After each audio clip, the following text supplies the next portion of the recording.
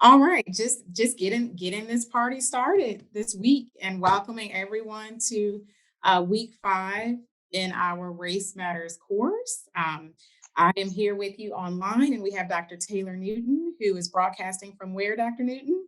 Yeah, in fact, I'm going to go ahead and grab the attention of the room because everyone has started having conversation here in person already. So let me switch over so that y'all can see um, our little setup here, right? So nice cozy space for a meal.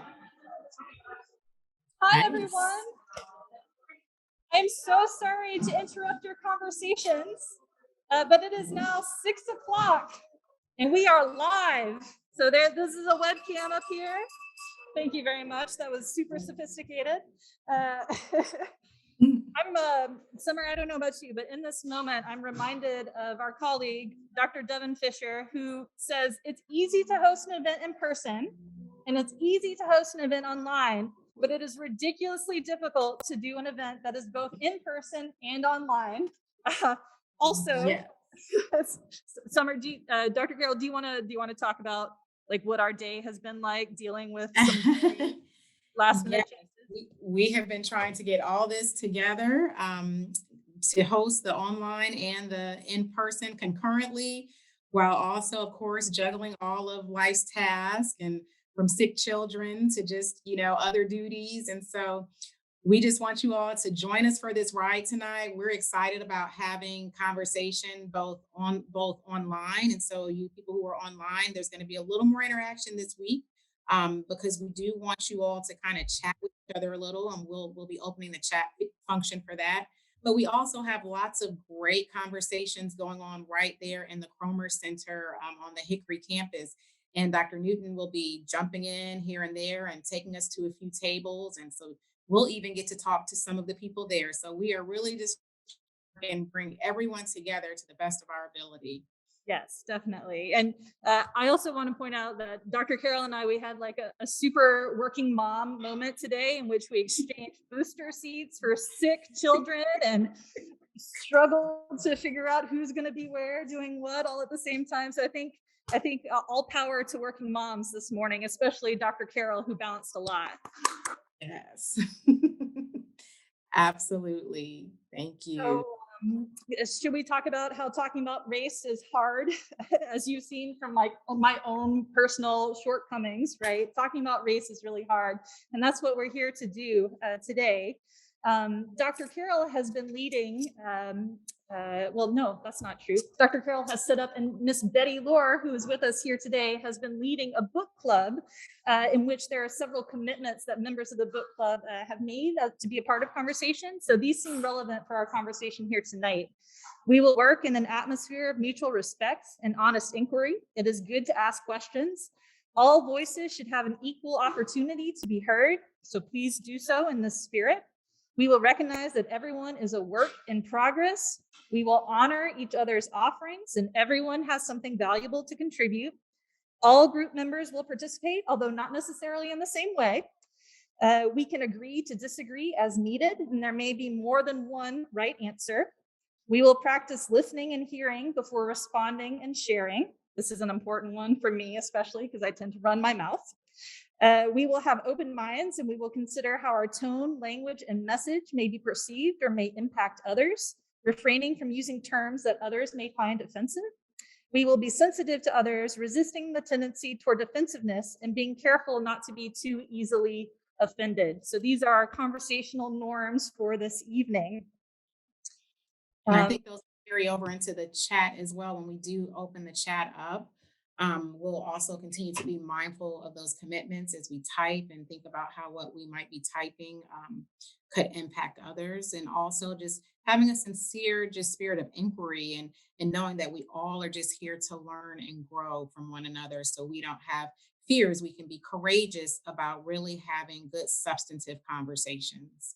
Yes, exactly. And so now I have the honor of introducing some of our special guests for the evening, some of them, and Dr. Carroll will introduce another one of our special guests who's joining us online for the evening. So Dr. Tunay Oguz, you know her face, you know her name. She earned her PhD in economics and her MBA from the University of New Mexico. She joined the Charles M. Snipes School of Business and Economics here at Lenoir-Rhyne in 2015. So we've had her pleasure for quite a while to be a part of our faculty. Her main areas of expertise are health economics, public finance, and development economics. She teaches undergraduate courses in economics and public finance, as well as introductory courses in micro and macroeconomics. And she also teaches in the graduate school in the area of managerial economics, financial management, budgeting, and healthcare finance. She works with diverse student populations throughout her career, including non-traditional and first-generation students, multi-ethnic communities, and online learners. And Dr. Oguz's scholarship is focused on improving the lives of vulnerable populations, which is a passion that I think came through quite clearly in her lectures this week, including minority groups in the United States and women and children in developing countries. Her research has received national and international recognition, has been published in several peer-reviewed journals. So please join me in welcoming Dr. Oguz. Also here with us tonight, a pleasure, Ms. Liz Ramseur. She is a graduate. She's one of our own. She's a bear. She graduated from LR's Master's in Public Health program, and she works at Alpha, which I'm going to get the acronym wrong. AIDS Leadership Alliance of the Foothills. Foothills Area Alliance, great, thank you. Which is a fantastic organization, has strong connections with LR. We're in partnership working on several different programs. And at Alpha, she's worked there for 5 years, and she's currently the Senior Director of Programming. So has a lot of balls that she is keeping in the air, especially during the pandemic these last couple of years. She is a certified recovery coach professional and a certified health education specialist, and she has a strong passion for community health and equity. So please join me in welcoming Ms. Ramseur.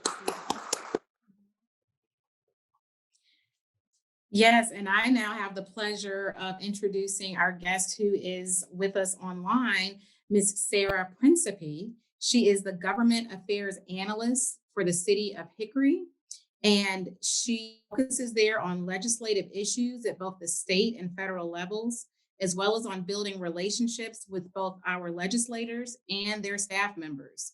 She has also served the City of Hickory as a communication specialist and executive assistant to the city manager. We thank you very much for joining us, Ms. Principe, and looking forward to conversation today. We can welcome her too. So Dr. Carroll, we've kept, we have a question already. I'm going to work on this setup really soon, but, and I'm sorry. Dr. Carroll was supposed to be here today. That's why we didn't set it up. There we go. In this setup, so we apologize. But we've kept you waiting for your food here long enough. So here in person, we are going to go and serve ourselves. And while you do that, please engage in a little bit of icebreaker. Please introduce yourself to your table with your name, something that's not necessarily surprising about you, and then something that is surprising about you. So for example, I might introduce myself and say that I have 2 children. That's not super surprising. And then also I have my motorcycle endorsement and I enjoy riding motorcycles. And that might be a little bit surprising for some of you. Okay. Please help yourselves, serve yourselves, and then we'll join in conversation. All right, and for our online folks here, we have kind of a little icebreaker for you all as well. And so I am going to be putting a prompt for you in the chat. This is just for you to kind of indicate, we kind of want to know kind of a little roll call. Are you a community member in the area or a surrounding area? Are you an LR undergraduate? Are you a graduate student? Are you an alum? So just tell us who you are, and then right after you do that, type into the chat 1 or 2 words that describe your feelings about just the content you're learning so far in this course. So it's going to be just your role, community member, LR student, whatever you are. And then just 1 or 2 words that you think really describe just your feelings and thoughts so far about what you are learning in the course. So I'm going to also go ahead and send that to you in the chat so you can have it in writing and review that. And I'm going to give you all, we have, I think, about 50 of you all online right now. So I'll give just a moment for you all to think about that and enter something in the chat.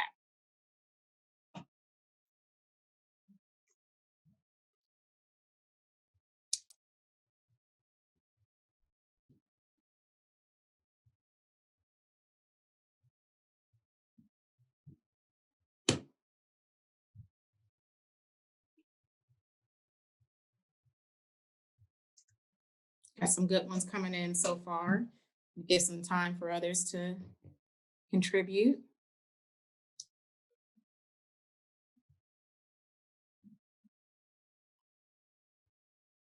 Nice.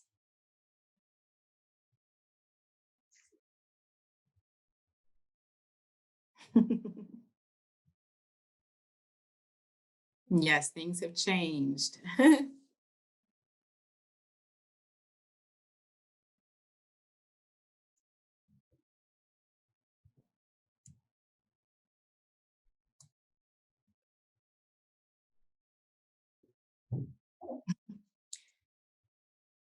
All right, yes. Overwhelmed, saddened, enlightened, fascinated. They're coming in fast,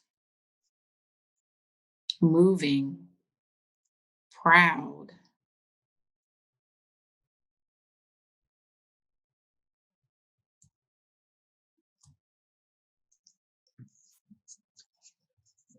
Okay, so as these are coming in and some are still coming in, and go ahead and get those in, I'm going to give you just a second part to that prompt. And I want you to take some time to review um, what people are saying stands out to them the most. And then pick maybe one or two to just respond or comment on something that one that resonates with you, maybe you connect to or have a question about. So I'll go ahead and put that in the chat as well.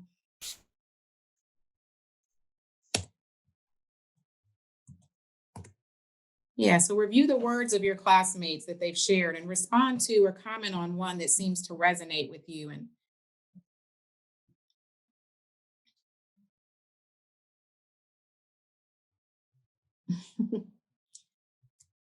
yes, Annie, 500 participants make our hearts sing as well and flutter a little bit as well.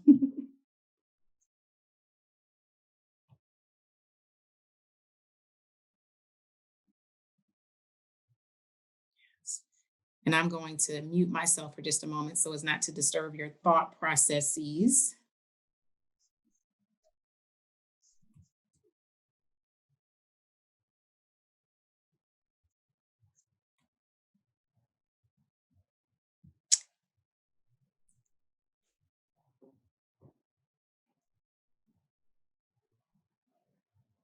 Mhm.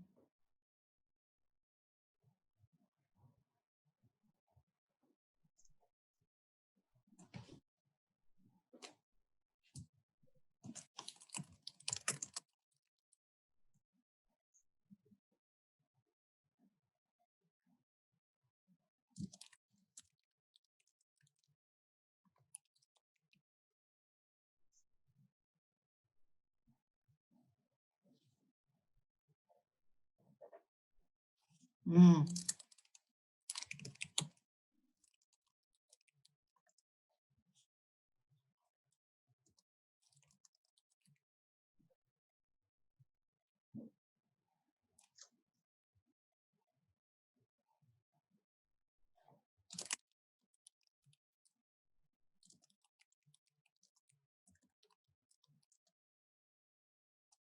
Yes, seeing some great things here in the chat of what's resonating with folks. And I see someone noted that one of the themes, recurring themes in this chat is just that we're getting some broader perspectives, right? We're kind of broadening our view of how we see the world, how we see race, and how we see each other.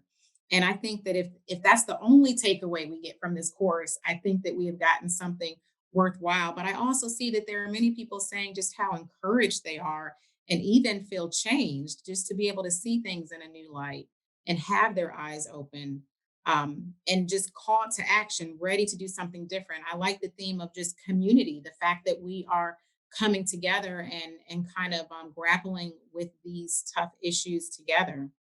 I see someone saying we are getting the second story. I would love to hear more about that and what is meant by the second story.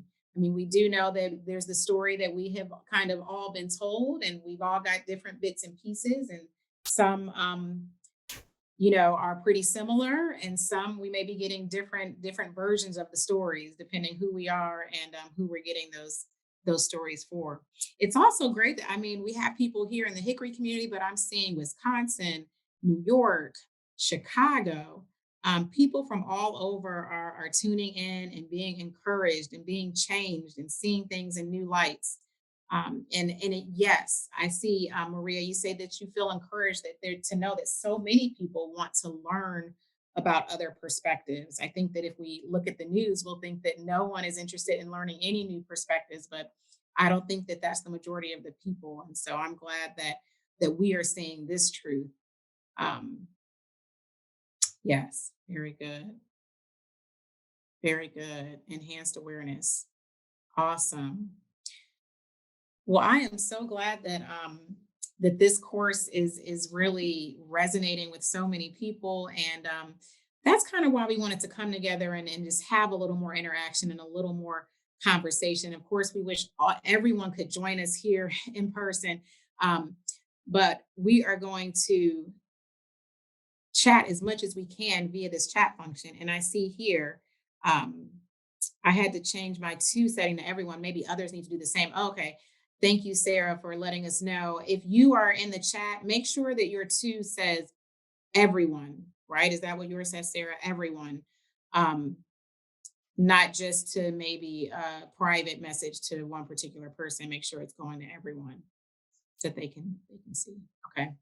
Okay. And so let's move in now to just any burning questions from this week's or just thoughts or comments from as we looked at. I mean, after a while, as I was reading Dr. Oguz's articles and listening to her lectures, I just thought, okay, so the point of it all is that there's this huge gap in that white people have more money, more wealth, and more access to opportunities than Black people have, and that was just that was the recurring message to me. um, and I just thought, okay, I feel like it was kind of what we had all thought anyway, right? I mean, it's kind of like the stereotype of what we hear. I mean, we know that there are not anomalies, and that's not the case for everyone, but overall, based on the research and because of historical factors, there is this mounting gap. And I guess for me, the most significant gap is that wealth gap. And of course, my first question is, okay, well, what do we do? How can we change this? So I'm going to put that out to you all. What were some of your thoughts about just this wealth gap and opportunity gap between Blacks and whites, which was pretty much the focus of her lecture? Any thoughts or questions on that?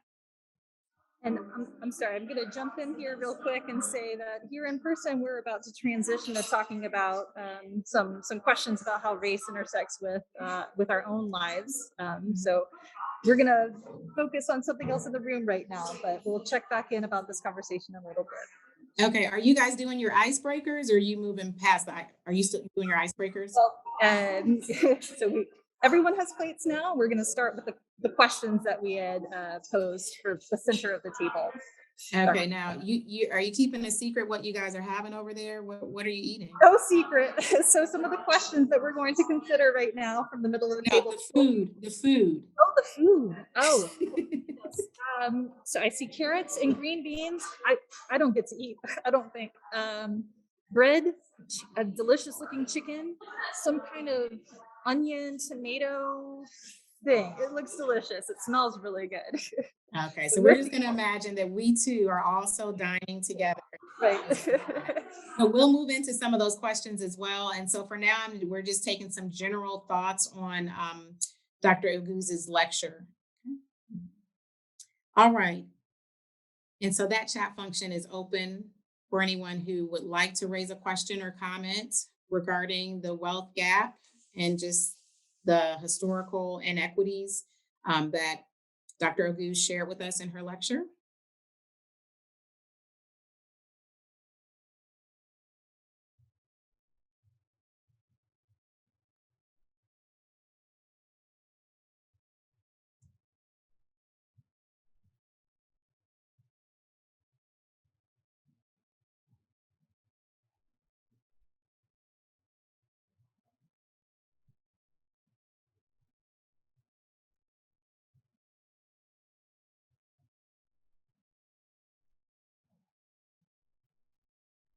Great question. I see someone has said, what are some ways we can address those who say the wealth gap also exists in white communities? Um, and of course, we do know that, yeah, I mean, there are socioeconomic differences within races. So you have a white community that also has a, you know, a poor, a middle class, working class, and a wealthy class, and you have the same in the Black community. And so I think, you know, I think the research is kind of looking more broadly and looking at averages and not looking, you know, at those types of particulars, but I'm pretty sure that, you know, these researchers are aware of those differences. But in terms of how to address someone, um, will kind of depend on the context and the situation, but you can always look at the research and just say, well, here's what the experts are saying. And that even though there are some exceptions, this is kind of has been like the general rule based on the research. And I think that actually brings to light a question we were thinking of bringing up with you guys, because what I kind of hear in that question is um,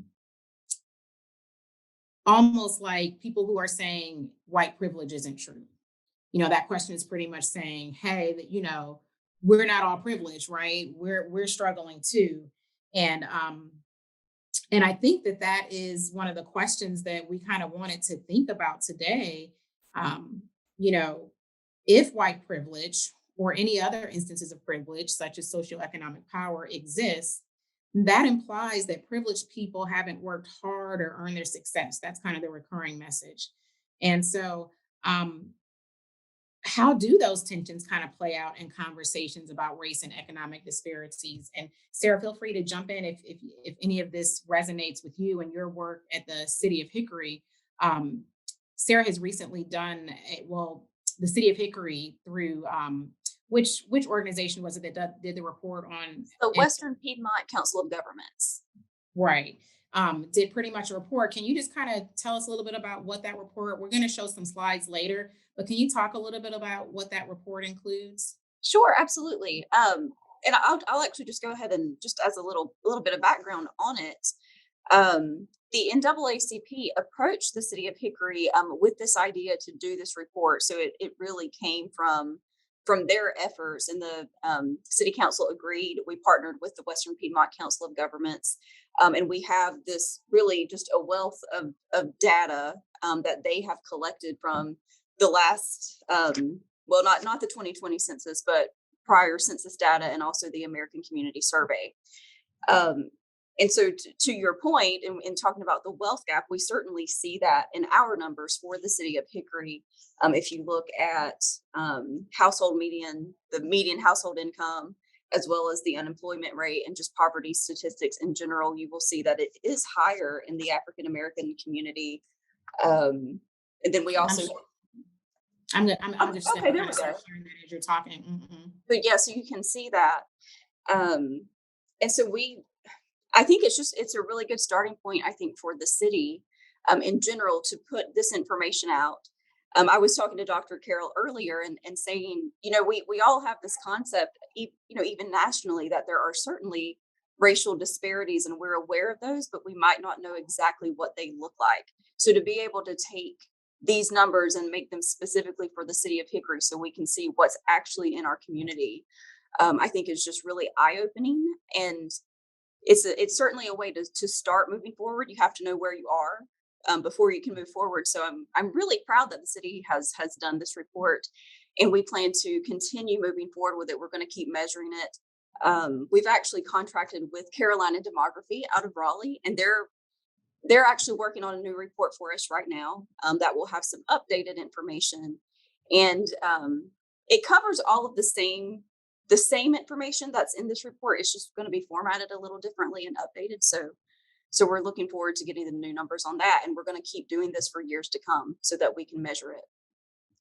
Yeah, and so I mean, I think pointing someone to data like this is could be one response. You'd say, "Yeah, you're right, but let's look at the broader data." And you know, so you could respond with hard facts, but you could also respond with, "Okay, but we all have a role in this story, right?" And so there are inequities across all populations, and so it's okay to talk about all of those stories. I think there's this right now in our country, it's like everyone wants to focus only on their story. I think it's kind of what comes with the um the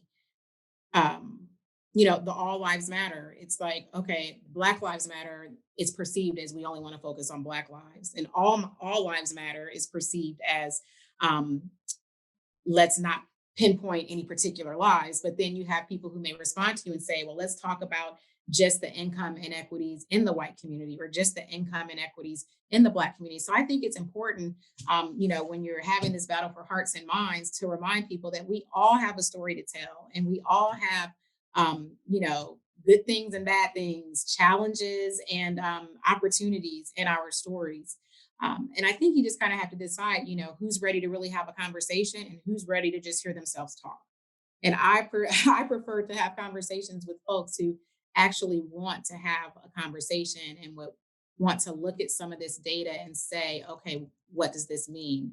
Um, and so I think that, one of the questions that even came up in my mind is, so whose responsibility is this? And there's been some discussions about, okay, what about reparations? Is this part, because there's this wealth gap, do we need to focus on reparations? And, I was actually wondering, Sarah, what what are you doing with this report? So they've done this big report on the city of Hickory that highlights all these inequities, that clearly shows that there are income inequities and wealth inequities and just all kind of inequities and education inequities. Of course, this week we're focusing on economics, so we're just kind of staying there. But you have all this data, you work with the NAACP. What's next, or what has happened? Okay, so like you said, it's, whose responsibility is it? And so within the role of city government, we have certain responsibilities. Those are given to us by the state. What function does a city serve, and what does the county do, and what does the school system do? And we all have different responsibilities. But in looking at this information, city council and city management, in having the discussion of what can we do, we are looking at it mostly from an economic development perspective, in job creation, and making sure that there are good paying jobs that will help the poverty level, and making sure that we can connect all members of our community to these good paying jobs, and making sure that they have the, the the skills and the education and whatever they need to be able to obtain a good paying job. But the first thing is to make sure that we have good paying jobs available in our community, and that's something that we've been working on the last several years. It seems though, from our lecture this week with Dr. Oguz, something that was really highlighted is that, these income gaps, they exist though across education levels. So you may have someone with the same amount of education, but there's still a gap in where a white person may be being paid more than a Black person. And I'm not sure if this is in particular fields or industries or across the board, but I wonder, is there any discussion about that at the city level? I think when you're talking about individual pay, Mhm. I know at the national level, there's certainly been talk about, can legislation be passed that would somehow, um, create some equality in the pay system. And you even hear about that for gender. You think about that women are paid less, and how do you, at the government level, control what's happening in the private sector in those jobs? And so I think certainly with the city of Hickory, I don't know that that's something that we could take on. Mhm. But I think we're really focusing on making sure that people in all communities are aware of the opportunities. So for example, we've partnered with NC Works, and this has just been within the last month or so. NC Works, who they're headquartered, I believe, in Conover.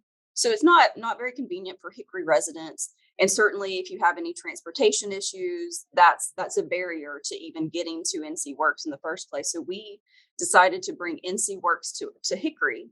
And so the Ridgeview Branch Library is now hosting once a week. NC Works will be there. So they help with resume writing. They connect people to available jobs, and they help them. They really just do an overall sort of a career assessment to help people determine what they might be interested in doing and how to move forward in whatever position would interest them. And so Mhm. to now have that in Hickory once a week, that's a big step. And I think it was maybe it was February 8th. We did a career fair there at the Ridgeview Branch Library, and my understanding is that it was very well attended. So I think at this point, we're really just focused on making sure that everyone can connect to those opportunities, know what's available to them, and help them, secure that job that's going to help their employment and their bottom line for their finances. Mhm. Yeah, and those are all, very good strategies and methods, and awesome that this community, I think this community does so much for its citizens in general. And if you have a need in this community, there's an organization that's here and available to help. And that's something that I like a lot about living in Catawba County. But I just back to just the question of, okay, why does the gap exist? And this isn't a question that I have an answer to, particularly when we're talking about, okay, same degree, same years of experience, but still this, pay difference. And so I think it kind of goes back to some themes that we've talked about earlier in the course of just, historical legacy, and the fact that individuals make decisions and individuals still have their own personal belief systems. Um, and because, pay is often very confidential unless you're in a very public, role, you don't really know always what others are making. And so um I think that it's a hard kind of gray area to impact in a lot of different fields, because there's someone who's going to decide how much someone else is going to get paid. And so when you think about just the historical legacy of you know race and racism and superiority and inferiority, um, still just trying to tease through all of that. And how do we do that so that we can start to see an impact in, economics? But I think what struck me the most is the wealth, and, there's that analogy of, if one person is starting, at the starting line, and someone else is starting way ahead of the starting line, of course they're going to get further. And that's pretty much what we saw in this week's lecture in terms of, white people, according to the research, having more access to inheritances. And if they're going to get inheritance, it's most likely going to be more than what a Black inheritance would be. And that goes back to, just the historical legacy of having nothing and starting with nothing and trying to pass down wealth. And so I think that that's just, that's a hard thing to grapple with and wrap your head around and figure out how to dig out. But something else I noticed about the slides for that the Western Piedmont government did, um, it just showed the neighborhoods. And so I wanted to go back up to the neighborhoods. And, when I moved here, I guess 8, 9 years ago, um, I moved from the Washington, D.C. area, and living in Maryland, Prince George's County, predominantly African American county, most affluent African American county in the nation. I remember moving there from Virginia and thinking, oh my gosh, like everyone's Black. It's like I had been used to seeing a little bit of everybody based on just my upbringing. But then I came down to Hickory, and I thought, now this is a highly segregated town. And then when I looked at this report, it just pretty much proved that. And so let's see, is it this map here? Let's see. Uh, um, Pretty much you can just see, here purple represents the African American population, green represents the white population. And so you can kind of, where there's more green, where there's more white, where there's more purple, and the purple represents the African American. And so I just thought, um, are there efforts to encourage more integrated communities, or, are the communities, is the city kind of content to have a pretty highly segregated, and I think it's segregated by race and socioeconomic levels as well. But I just wondered if, with these reports, is there any discussion on trying to encourage, more integrated neighborhoods? I wouldn't say that there's a specific initiative that actually spells it out, in those terms exactly, but for sure, the city's priority is growth. And we're seeing even right now, additional housing is being built all over the city. And some is market rate, some is affordable. And we want those options to be in all quadrants of the city. And hopefully the idea is that the more housing that's available, especially affordable housing that's available, people, if they choose to relocate out of their current neighborhood, that's great. And then also we want to bring in additional diversity. Like, just as we grow, we hope that diversity will naturally be a part. The more people you have, the more differences you have. And so as Hickory continues to grow, we hope that that's going to be the case. Mhm. That's great. And I'm going to step away for just a second. I see Taylor's here. And Dr. Newton, I'll be right back, guys. Let's see. Actually, this seems like a nice time for me to kind of go on the move here a little bit. If I can grab the camera and if you have any questions for Dr. Oguz or Miss Ramseur, or I have a feeling that some of our people, can you still hear me? Yes. Okay, good. That some of our people might have questions for you, Ms. Principe. So I'm going to go a little bit on the move here and join some conversations at tables, if that's okay. Hi, guys. How are you all doing? Here's Dr. Oguz and some of our fabulous community members and one of our awesome students, Samantha Starr. Do y'all have any questions for Ms. Principe, who is representing city government here tonight? You've been looking at some of the data here. They've been looking at it online too. Not to put you, well, I am putting you on the spot. Any questions, or here online, any questions for Dr. Oguz? I was wondering how we can get this data if you want to do a little bit more research on this. Or like the statistics. Can you hear us okay? Now, what's the question? So she's wondering where she can get the data, but actually I think I can answer that question. This is a report that's freely available. It is on the City of Hickory website. Yes. Okay, it is out there. awesome. You can find it. Yes. If you're interested in digging a little bit deeper. Yeah. That would be awesome. Because Dr. Oguz spent time talking about how home ownership is one of the keys to building intergenerational wealth. Yeah. And it will be interesting to look at the regional level and do some more research about it. I think it will be very nice. Fantastic. Any question? Anyone? So it's chat only. Okay. What is the city doing to increase affordable housing? Have y'all talked about that yet? Principe? No, we haven't actually touched on that specifically, but I will mention. So we do. Yeah, there's an upcoming neighborhood that will likely have about 300 market rate homes. And the truth is, we're short on market rate homes. We are short on housing at every level. If you talk to anybody that's trying to buy a house, it's difficult. We are just short on housing, period, both affordable and market rate. So we're pleased to see anybody that wants to build in Hickory. But what is also, I think, important to mention, and although at this point, this part is not necessarily for home ownership, but I think the market is driving apartments. We're seeing a lot of renters.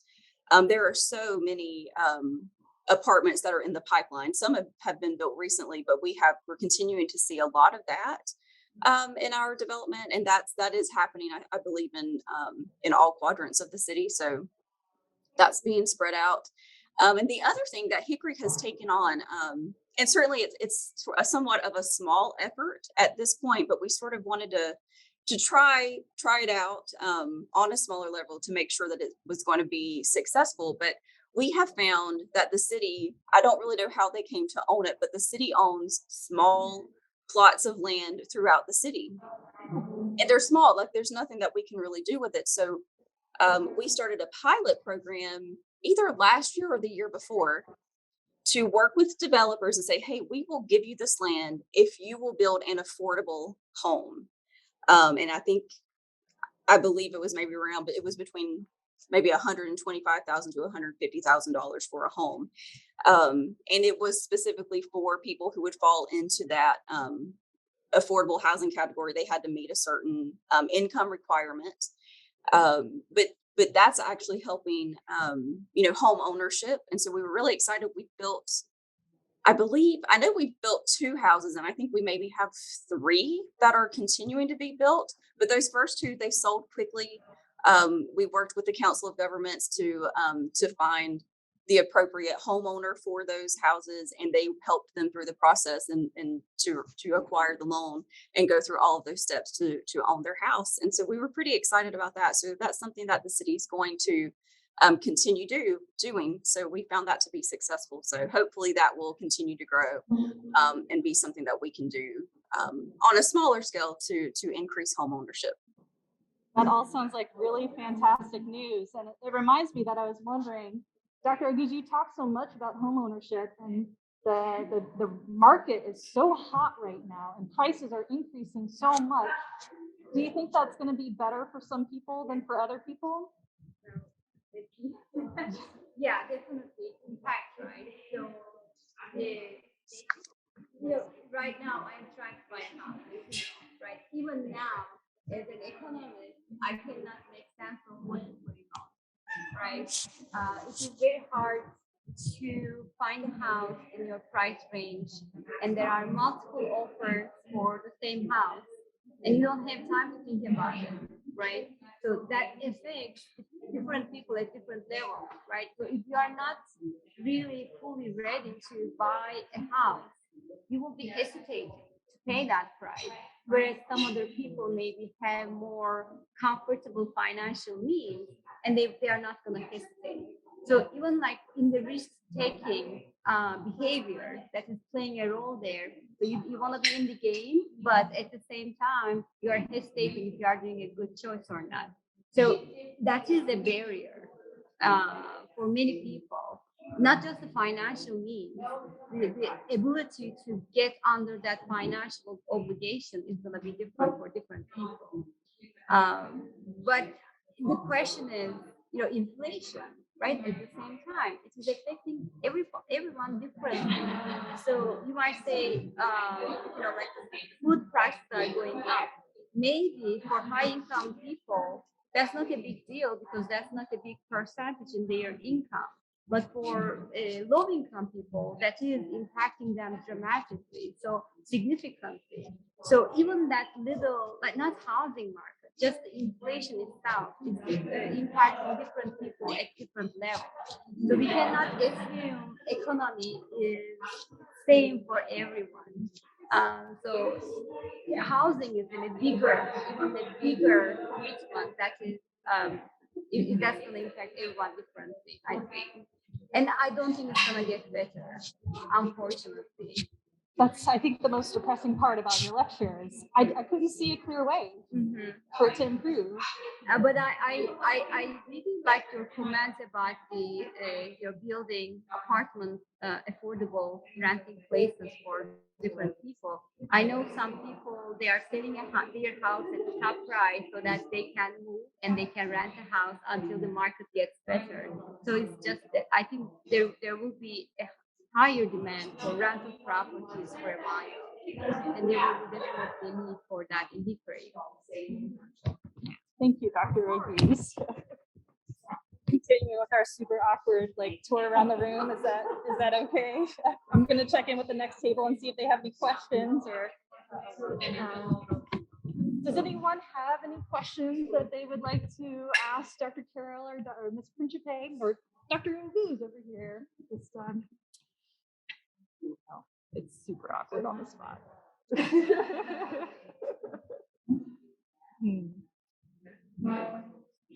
I'm going to give y'all something then to think about. One of the things that we were talking about, connecting back to last week, I don't know, have y'all gotten a chance to talk about this? The idea that like to some, the idea of white privilege means that if I'm privileged, or any kind of privilege, if I'm privileged, then I didn't earn it.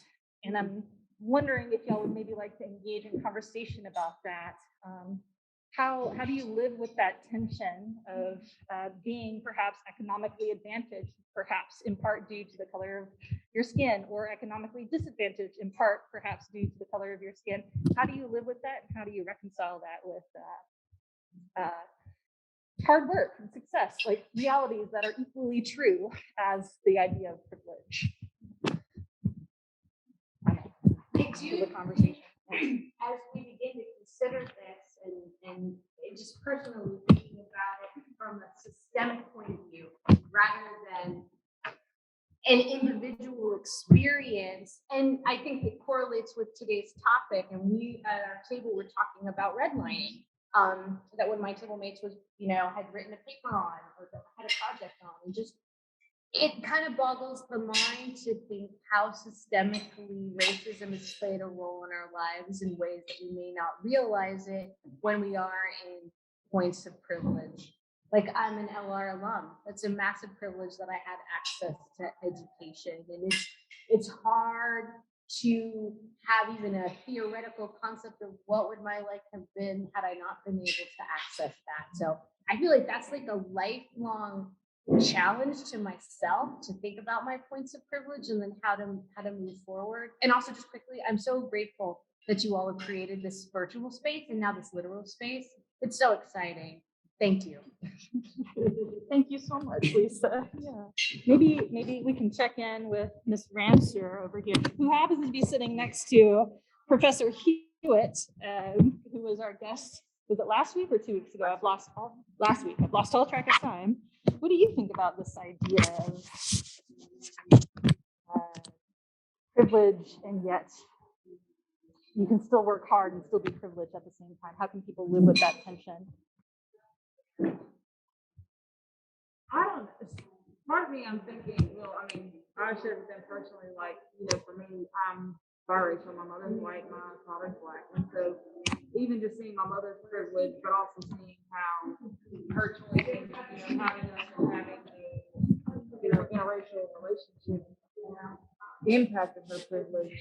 But I'm also thinking about work. And, one of the things that stands out to me is like, so I work in HIV care and prevention. And when you go to these state meetings, it's wonderful to see because you see all these people of color leading all these organizations. But then when you look at every last one of their bosses, they are white. That's my situation. I'm a senior director, but my boss is white. No matter where you are at the state, you can have all the state workers that, they're over these programs. And so I do think that, some people recognize that and they do work hard, but I still think that in some senses that no matter what, the doors are just not going to open. Like, you can work as hard as you want to in some senses and it's still not going to help. And so I think for me, it's like the people that are in those positions have to recognize that they do have that privilege and be understanding and mindful of how that can impact the next person. Not to say that they shouldn't take opportunities because they have that right, but just because they have the position of power, opening up the space so that people can, accommodate for not having that privilege. That's great. What does it look like to open up the space, Liz? I mean, for me personally, I ensure that I try to hire people of color. I try to hire, or not even just people of color necessarily, but people that look like who we're serving. I try to, and my boss, yes, she is a white female, but she does do the same. She tries to open those spaces, and we like our job descriptions, we strongly encourage people with lived experience, people with diverse backgrounds to apply and things like that. But I think it really comes down to that. But also, one of the things we talk about at the state level is with HIV care, for example, stop requiring degrees for positions that don't need them, because you're eliminating people that with lived experience that have, they might have walked a 30-year journey of living with HIV that now can apply for this job because they never went to school formally. So I think that's some of the ways that you can do that. Yeah, that's interesting. It's hard for a professor. I don't know if you're feeling this, Dr. Kayla. It's hard for a professor to hear positions are being over degreed or over qualified, but it does make a lot of sense in that it's one of those ways that education can become. Can you repeat that? Education can become an equalizer for a lot of. So on the one hand, it can be an equalizer, but I think that Ms. Ramseur's point is that educational credentials can be used as an unnecessary barrier. Yeah. And what's the difference? And I'm not, of course, I'm really, this is not my message. Right. But it's the point that that's not ideal for every situation. And if we, because I'm also, pro that the more we push people to a piece of paper and a degree that really they don't fit in with or doesn't fit into that job, that we water down ours, that we work towards. Because not everybody, that's just not everybody's path. And a lot of like social services, a lot of community work is really beneficial for people that live in the community, that are from that area, that know what's going on, not necessarily where they went to school and what they brought from that. Gotcha. Yeah. Miss Honey Estrada, who just recently left a public health position here in Catawba County for a statewide position, she was talking to some of my students this week who are doing COVID-19 vaccine outreach, and she made the same point that the people who look like the people that you're trying to reach are going to be most effective anyway, and yet there's a lack of community health advocates out there who are qualified in that way, uniquely qualified in that way. That doesn't have to do with an educational credential necessarily, but has to do more with lived experience, just like Ms. Ramseur is making the point of. I'm gonna pause because I have a feeling I'm missing questions from this side of things. Summer, am I missing questions? We do have some comments and some questions here that I think connect to all that we've been talking about. We have one here, and I can't quite see the name, but it says, yes, my white privilege does not necessarily mean I haven't worked hard to get where I am, but it does mean that many others who have worked as hard or much harder than me have not been able to gain access to this, just higher education, jobs, home ownership, etc. And then also a comment here that says, we recognize via all the info presented the problem of economic disparities, but are leaders involved in the recognition of the situations, and are they committed to helping improve, or are they satisfied with just the status quo? Sometimes folk are comfortable at their levels, but improving the situation is not in their plans. If they truly understood it's not their problem, but it affects us all, change starts on the upper tiers, not down with those.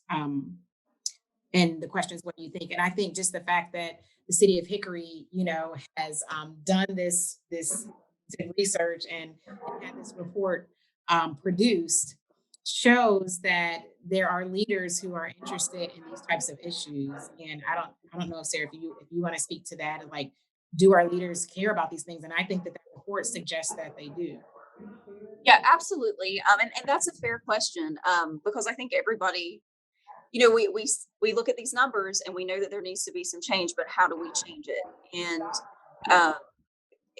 it's, yes, for sure. I am comfortable speaking on behalf of city council to say I know that they care, but it's trying to figure out what can we do in regard to our role as a city government. Because you also, again, there are pieces that belong to the county. There are pieces that belong to the school system and just the community at whole. Like, it's going to take, I think, everybody working together, because there's no quick fix to these numbers, but absolutely it is the city's priority to look at how we can impact change. And that's certainly being discussed. And while, like I said, it's not an overnight change, but it's something that we care deeply about, and are, making what efforts that we can, and things that we think are feasible that we can make change. Mm-hmm. Yeah, and there's a question here, and I know that we have Habitat Humanity around here because I've seen the houses and known people have worked on it. But the question is, I guess, is Habitat for Humanity active right now? I don't necessarily want to speak for Habitat for Humanity, but I Yeah. can definitely verify that they are certainly active. Yeah. The city partners with them. The city also actually helps fund them. I believe at some point I don't know if we've entirely donated land, but I think, some of the land that we have, I think we definitely partner with them. And Mitzi Gelman is the director there. And so yes, Habitat for Humanity is incredibly active in our community, and she does a great job leading their organization. Mhm. Thank you. And Dr. Newton, I have a question actually for Dr. Oguz or anyone really that might want to speak to this. It's just something that stood out to me from the materials this week. Clearly Dr. Oguz focused on gaps between Black and whites in terms of wealth, home ownership, et cetera. But there was one slide that clearly showed that there was a huge gap between Asians and whites. And I just wonder, we don't hear much about that. And I'm just going to interrupt conversation. and anyone could chime in on here because we often do just want to focus on Black, white, but there are other gaps. And I guess the question is, why aren't those gaps just are they not important? So Dr. Oguz is in a conversation right now with someone, and interrupt to see. Okay. I'm so sorry to interrupt the conversation that y'all have going on right now. There was a question, Dr. Carroll. Do you mind reposing your question for Dr. Oguz? Yes. Hi, Dr. Oguz. Yeah, in going through your wonderful lecture and materials from this week, I was just noticing there was one particular slide that showed a gap, I think it was in wealth, between whites and Asians. And I know that particularly, for the focus of our week, we were looking mainly between whites. And I thought that was pretty striking because the whites were not at the top. They did not have more. Instead, the did. And I just wondered if you had any thoughts on that, if it's significant to this discussion and, any reason why we aren't talking more about gaps other than the Black white gap. So I think I didn't understand the question because it was cutting off. Are you asking about the Asian? Yes. Okay, just I wanted to clarify that. Actually, it was income, not the wealth.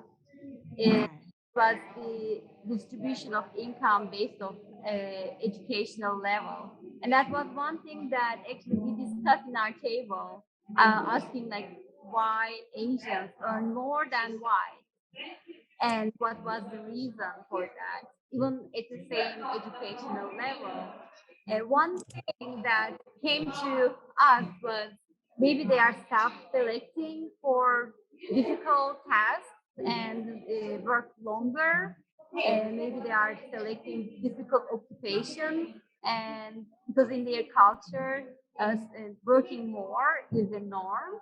So that's one thing that we were kind of hypothesizing, saying that maybe they are self-selecting to higher paying jobs and working more than whites. Although I'm not sure if that's the answer, but I recognize that was the case for Asians. They earn more for the same level, and that was a good observation that you realize the same thing. Yeah, I recognize that same thing. Mm-hmm. Okay. Thank you. Thank you. Sure. Thank you, All Dr. right. Well, we're almost to that time. Thank you all for just being with us tonight and being flexible with us tonight as we were able to host in person and host online and have all these wonderful special guests, and to Dr. Oguz for the great information that she shared. We are prepared for next week. We are going to have Dr. Leslie McKesson, who will talk about educational equity, moving toward educational equity for communities of color. And we will be right back here next week, all online at 6 p.m. Anything else to add, Dr. Newton? I've so enjoyed the dinner, but I am going to be happy that we're all going to be having the same conversation at the same time next week. on education, which I think ties in, right? Education is often prescribed as an anecdote to economic disparity. So we'll talk about how much can it do that? Is it reasonable to pin so many hopes on our educational system to help us to overcome some of these economic disparities? It's going to be a great conversation. I'm really looking forward to it. Yeah. Okay, well, it's 7 o'clock. Thank you all so much.